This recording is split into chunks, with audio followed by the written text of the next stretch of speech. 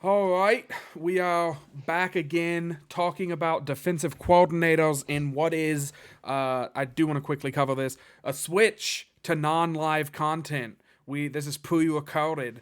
So this is going to be how we're going to address the off season. Is we're going to record videos and then post them rather than doing a live stream. Podcast will still be available like same days, same places that you always get it. But if you do enjoy the video content, it is now just going to be pre-recorded. So your comments still don't mean like they don't not mean anything. Comment on the video, like, subscribe, all that stuff. But today we're talking about defensive coordinators that the Vikings are interested in or hiring for the 2023 season. And I think that there's a fan favorite name, there's an interesting name to me, and then there's a guy that I'm not really sure that I like. So I think we'll get in. I think there's three of them total, correct, at the moment? All right. Well, Yep. I'll pass it off to you, my wonderful co-host Will Goodwin. Find him on Twitter at Will Bad Lose. Will, I'll let you kick it off. Just surprise me. Who's your favorite or non-favorite or whatever?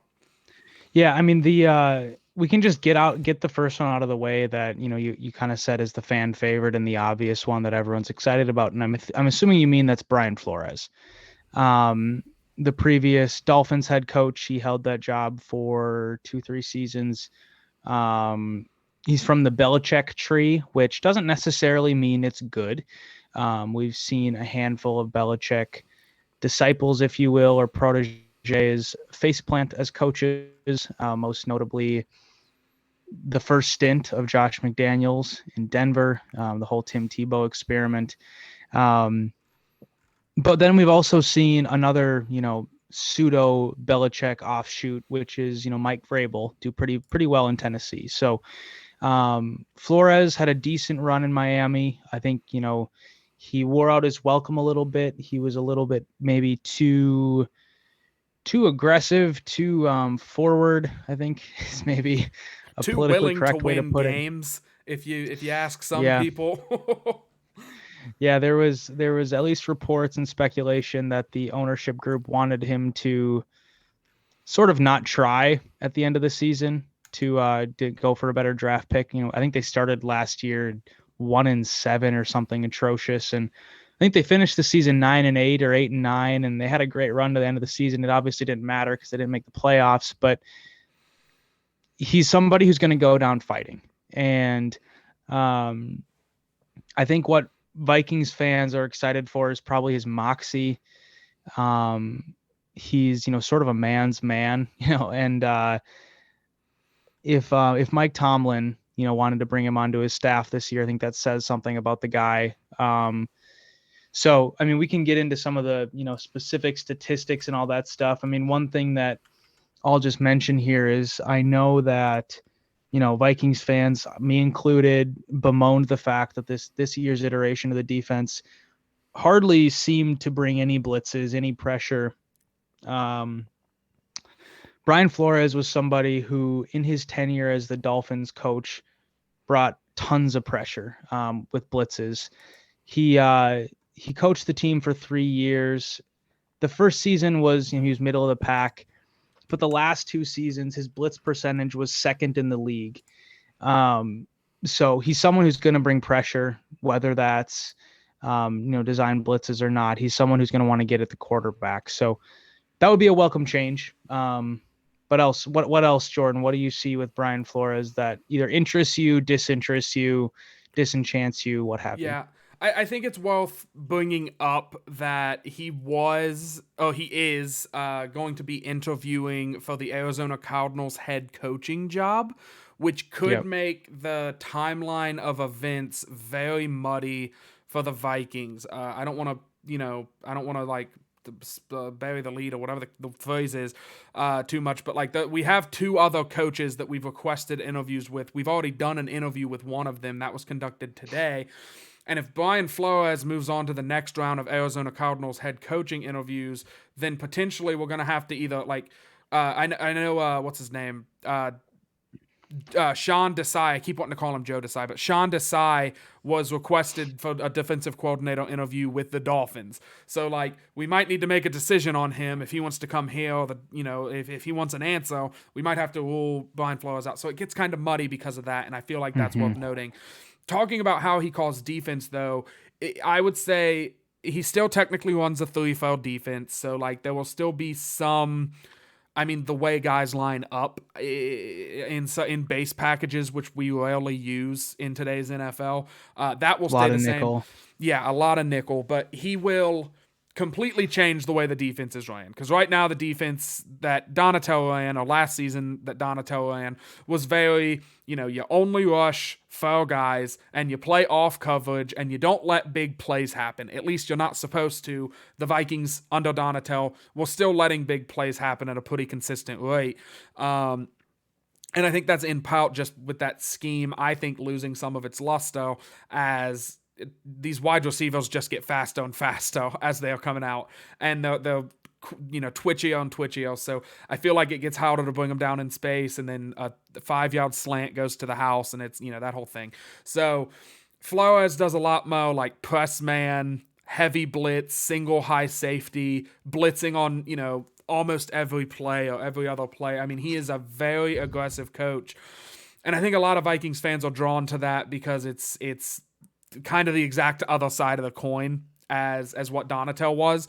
And I think Vikings fans just want it's similar to when Zimmer got fired and we immediately said, hire someone to coach the offense this time.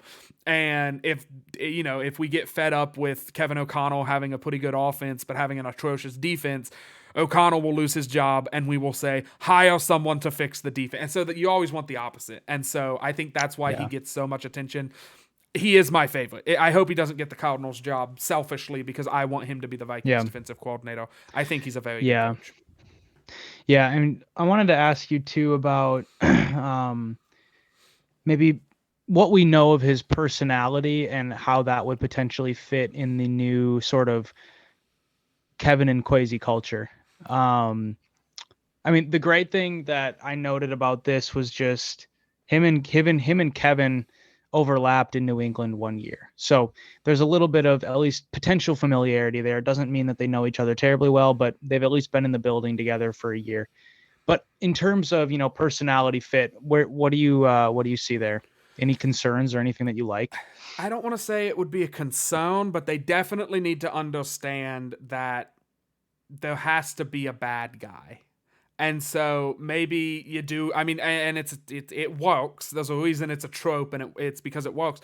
You have to do the good cop, bad cop. Kevin has to be the shoulder to cry on, the guy who makes eye contact with you in the locker room, like Mike Zimmer infamously never did.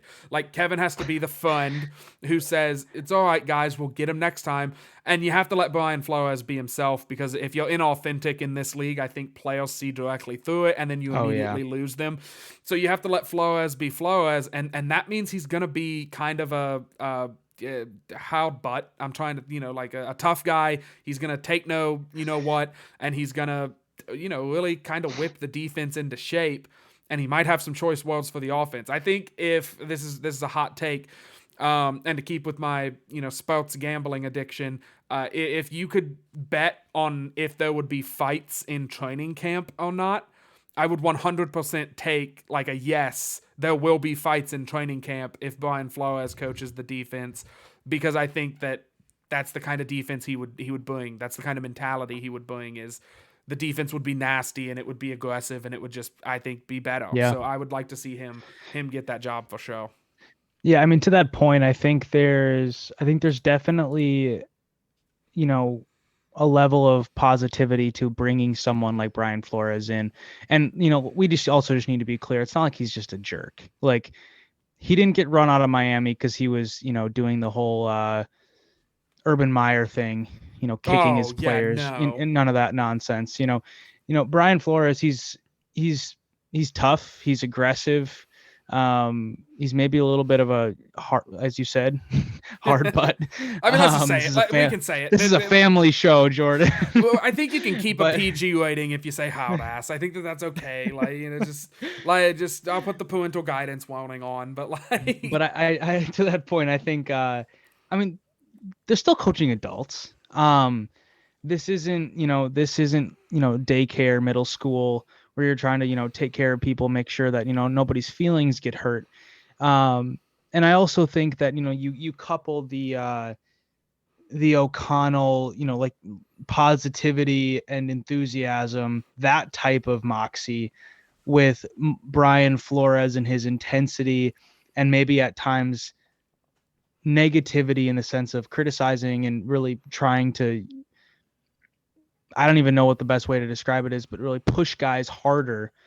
It's I almost think like that negative could reinforcement marry versus well. positive reinforcement. Like Kevin O'Connell, I feel Yeah. like is very much the like, I kind of said it in my take. Like he's the you guys can get him next time, and I think Flores has more of the mentality of like, whacking your wrist with a switch if you don't do things correctly, and saying like again until you do it right. And both coaching styles can work, and I think that having that dichotomy, that yin and yang in the locker room would actually Yeah. kind of be a really, really good thing.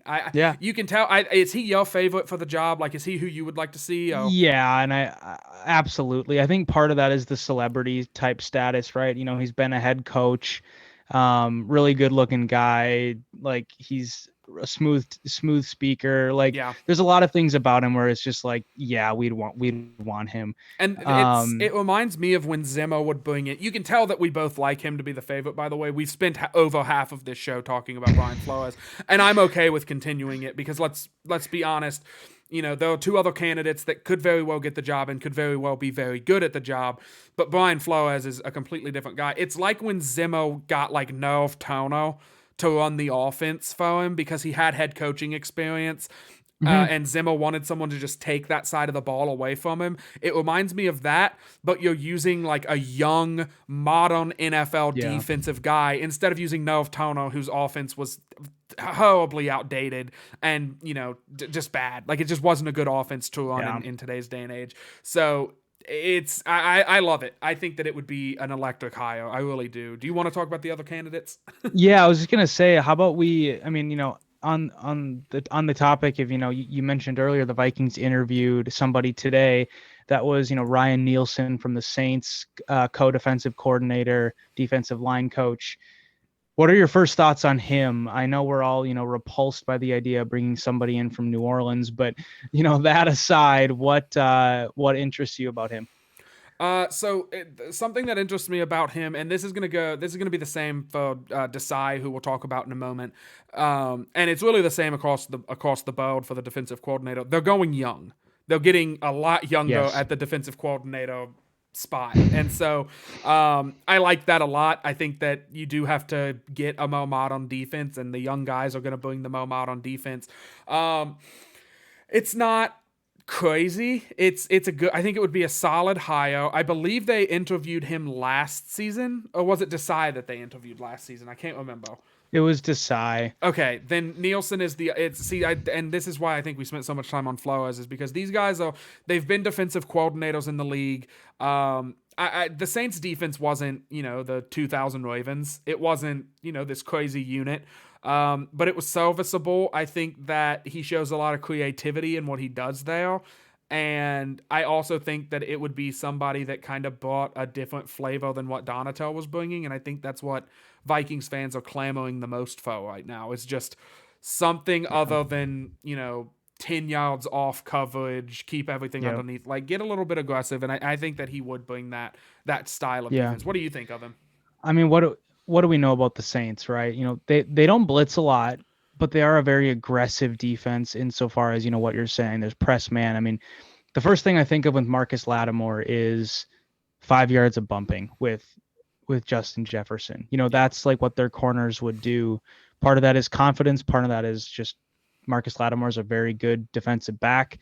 Um, but I think we need a little bit more of that. I'm out here to control the game rather than, let the game come to me sort of approach. And, he wasn't the defensive coordinator last season, but New Orleans was an elite defense in 2021. Very good. Best in the league in tons of different measures. And So he's been a part of groups that have coached very, very good defenses. And so one thing I do want to just point out here is, just because most fans haven't heard of Ryan Nielsen or Sean Desai doesn't mean that they wouldn't be good coaches. Yeah. I had never heard of Matt Daniels until he showed up, and the special teams had a good season this year. Everybody had heard of Ed Donatel. I was one of the people who was excited for Ed Donatel. His Broncos defenses were generally pretty good. He coached the Bears defense for a while. They were very good, and it just didn't work. It was terrible. So just because we've heard of the potential hires doesn't mean it's going to work out or not. Right. But I do think the idea of bringing in Nielsen from that Saints sort of, punch you in the mouth sort of defense it could be a good welcome change. Yeah, I completely agree. I think that there is. I want to move on to Desai because I do know a little bit more about Desai than I do about Yeah. Nielsen. But like you said, the Saints had a really good defense. They're aggressive. They play a lot of like bump and run type coverages. They'll get up in wide receivers' faces. Another point that we should make, and we'll talk about this next week on the shows, Mo. But like I think there's going to be a lot of player changes as well because I do think it's crucial Yes. that whichever guy we end up going with, we have to get a defense that is like we don't need to get a coach that fits our players. We need to get the coach and then get the players in to Absolutely. fit that scheme because I think that this defense is in. I mean, it's a complete overhaul. I mean this car has 300,000 miles on it. It's time to get a new one, like completely. I mean, And it so hasn't worked for 3 years. yeah, It's the defense was pretty good in 2019. I don't remember all the metrics and everything, but they were top-ish of the league.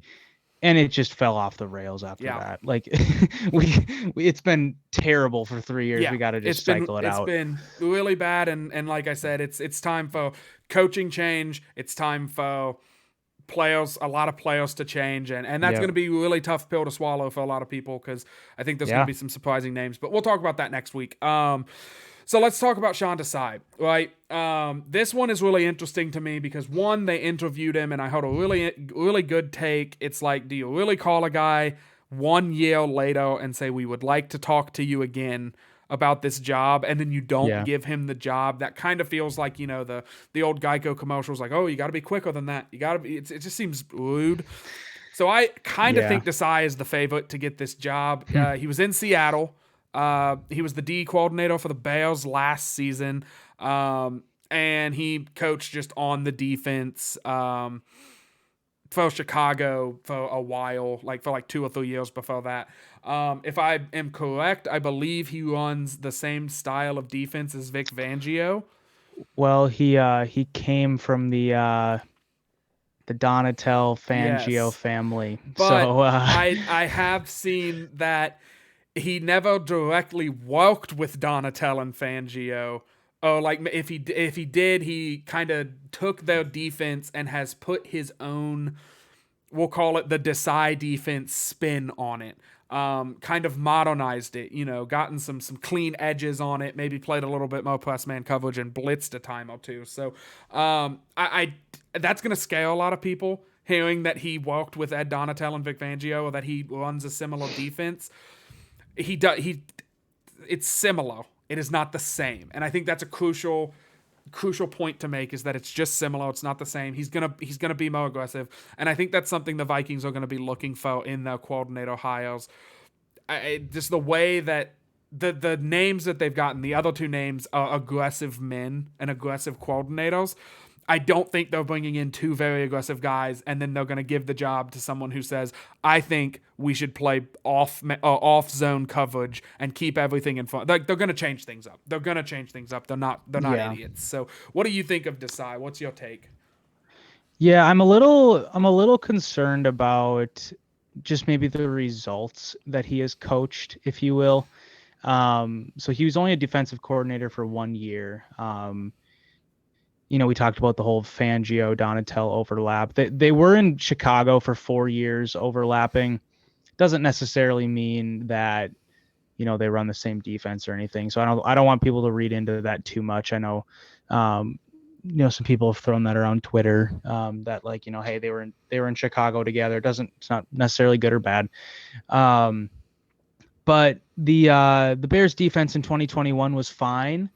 In some ways, the Bears, always have decent defenses. Dustin Baker tweeted this out, so I'll just give shout out to him. But fifth in yards allowed, 13th in DVOA. Hate that acronym. Sorry, Dustin. And 21st in points allowed. So not necessarily horrible, but the 21st in points allowed isn't like something you want to clap your hands at. And this year when he coached in Seattle, he was not the defensive coordinator. He was just a defensive assistant, but the defense wasn't good. So in some ways, just looking at the results, you're kind of like, ugh. However, results don't necessarily mean everything when it comes to hiring somebody new, especially when he only had one season to be a DC. You're getting a whole brand new bunch of players that he's never coached before. It's a different sort of formula.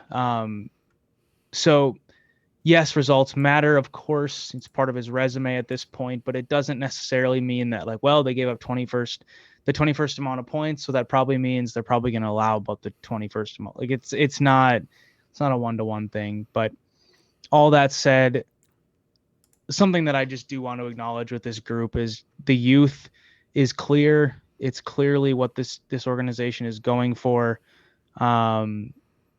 Yeah, I mean, they don't want people over 40, it feels like, which obviously is a little bit of a joke, but all of these three different interviewees are right around 40, all young guys. So it's the culture they're going for, fresh new ideas, modern new ideas. So I think the fans are gonna. It's always, there's always hope, right?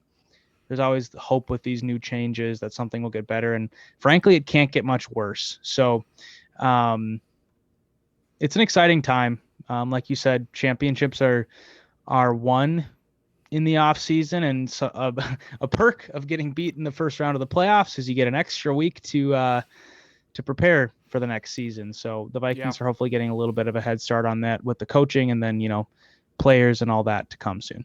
Yeah. And I think that a big decision in like, because we're going to do like mock drafts and stuff on this channel, and we're going to do, all the fun off-season things.